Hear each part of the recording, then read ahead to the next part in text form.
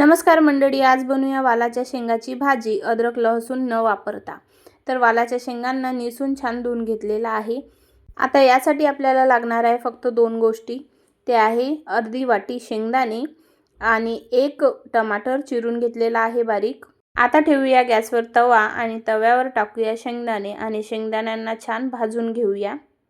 भाजल्यानंतर त्याला एक मिक्सरच्या भांड्यात काढून घेऊया आणि बारीक भुरका त्याचा काढून घेऊया।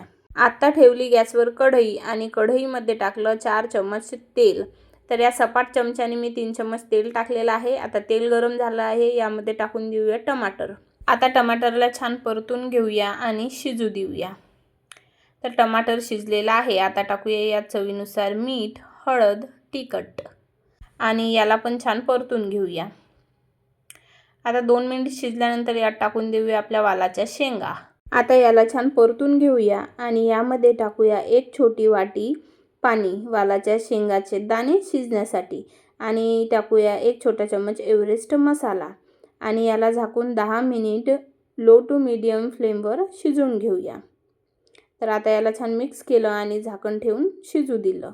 बघा 10 मिनिट झालेले आहे आणि आपली वालाच्या जे शेंगा आहे ते छान शिजलेले आहे आणि दाणेही छान पद्धतीने शिजलेले आहे।